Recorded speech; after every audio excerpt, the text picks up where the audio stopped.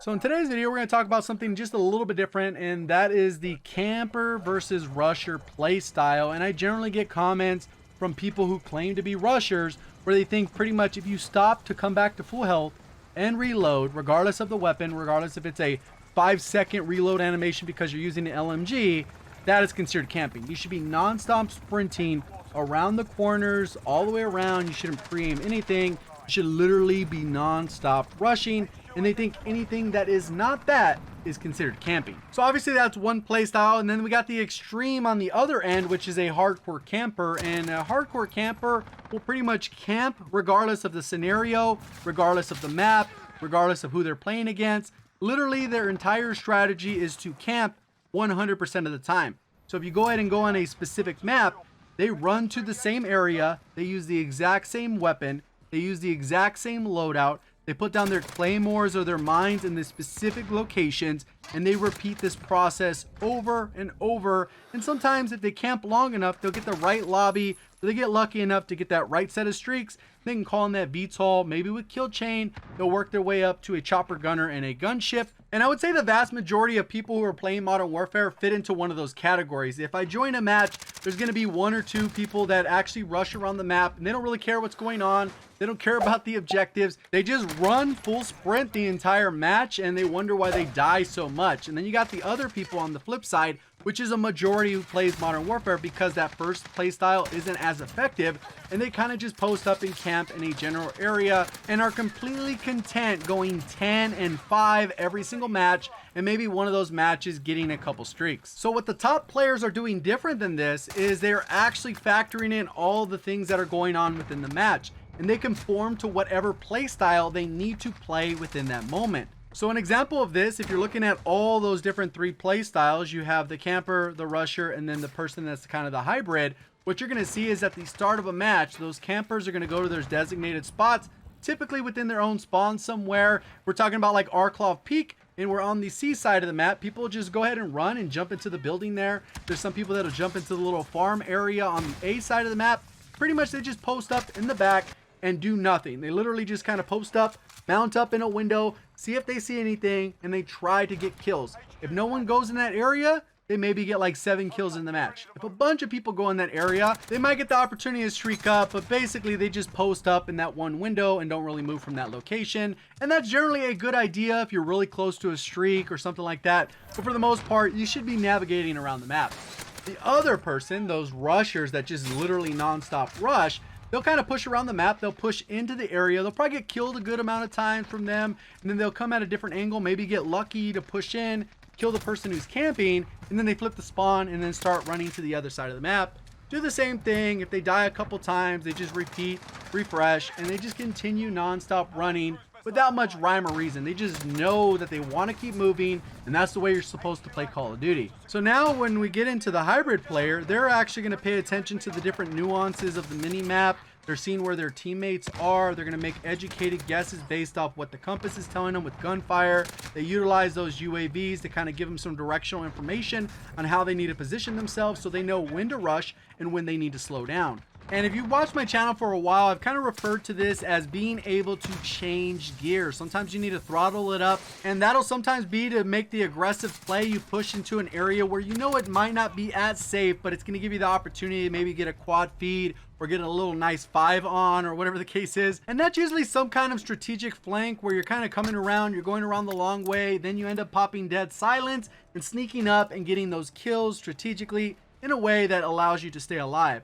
Then there's other times where maybe you're one off that next streak, regardless if it's a VTOL, advanced UAV, whatever the streak is, you are one off. So maybe you got to slow down and play your life.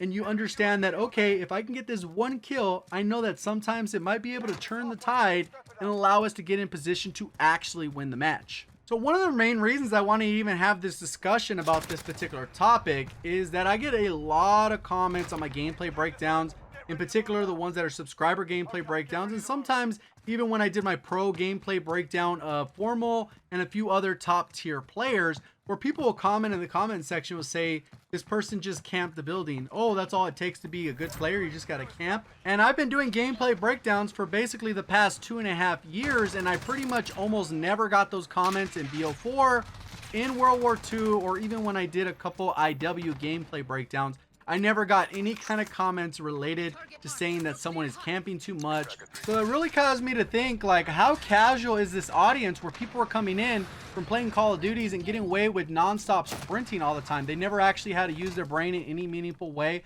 They were literally just able to rush around and do fairly well because the game mechanics were built so that the rushers typically had an advantage over campers. And now that there's been a huge shift in the opposite direction where campers have a significant advantage and pretty much almost everything in the game is built for a camper advantage, the good players have basically adapted. That even became a meme for a while where people would say, hey, just adapt because this person's overly camping. Obviously the game is a little too campy in my opinion. I think they could move the needle just slightly with some tweaks here and there, but that's a completely different story. I don't think those changes will ever come. So the thing people really got to be aware of, if you're actually looking to be a good player at Modern Warfare, you have to be able to learn how to change gears. So that means sometimes you're going to be required to camp to do well, and there's sometimes that you're going to be required to move around to do well. And the players that commit to doing both of those actions on a regular basis and learning which scenarios to do which will come out on the other side better players.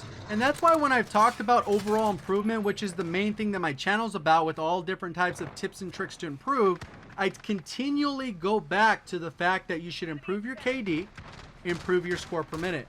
Improve your KD, improve your score per minute.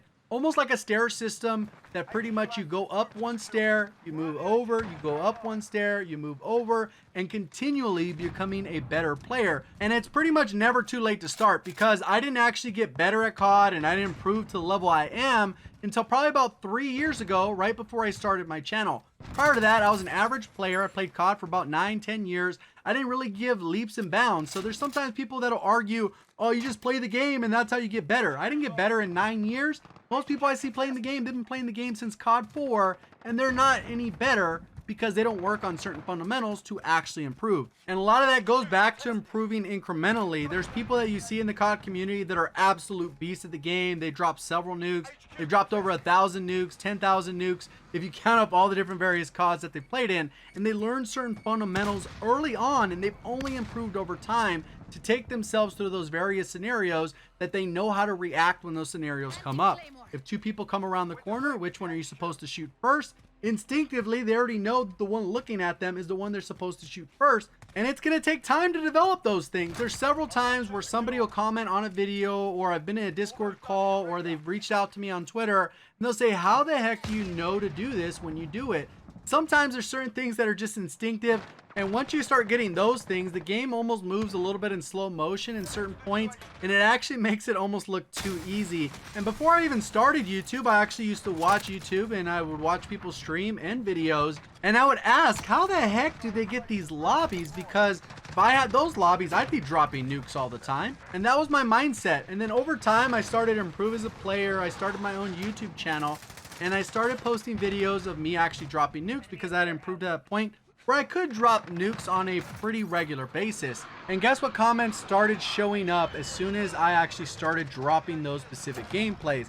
People would ask me in the comment section, how do you find those lobbies? How do you make it look so easy? Where do you find people that don't shoot back? And that's one of the main motivations around doing the content I like to do, where I do a gameplay breakdown in pretty much almost every video I make, where I take you through my thought process on how I'm playing in the moment, how I'm making certain decisions. So you gotta have a better idea of what my thought process is.